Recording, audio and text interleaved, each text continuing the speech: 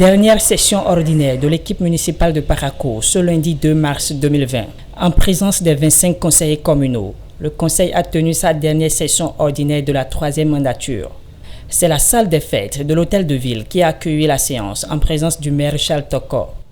Du maire Souradjou au maire Charles, le conseil municipal de Parakou a impacté positivement et à la hauteur de ses capacités le processus de développement local.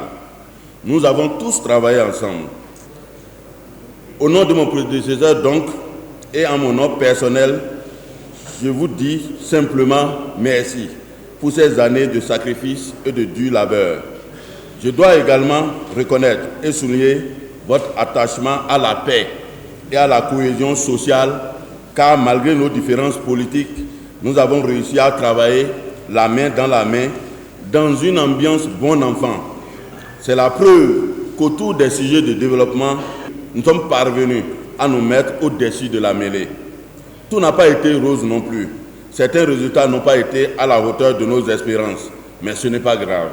L'important, c'est que nous avons ouvert le chemin à la toute prochaine équipe qui pourra évoluer de manière rassurée au nom du principe de continuité de l'action administrative.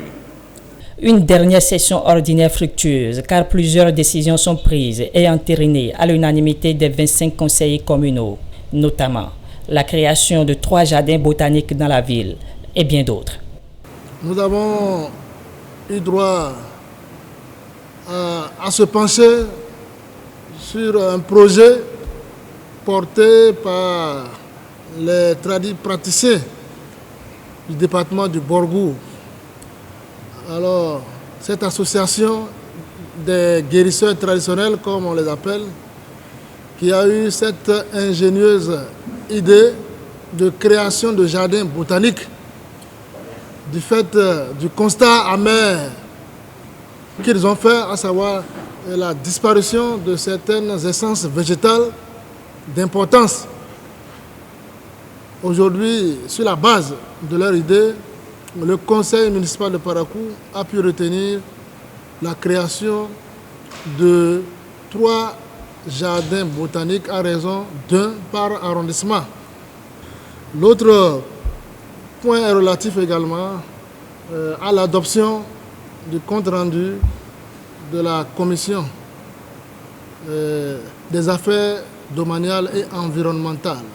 Sur proposition donc de la commission, le conseil municipal a approuvé, a adopté, j'allais dire, et aujourd'hui, 2 sites ont été retenus, un dans le premier et un second dans le 3e, pour permettre à ces associations de bienfaisance de disposer de domaines afin de réaliser les projets dont ils ont déjà eu les financements par des partenaires arabes.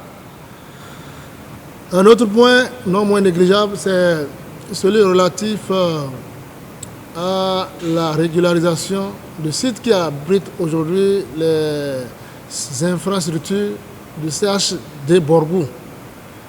Alors, pour des réformes qui s'y entreprennent, je vais dire, alors, il y a nécessité que les responsables disposent d'un acte de propriété, d'un acte d'attribution, ce qui n'était pas.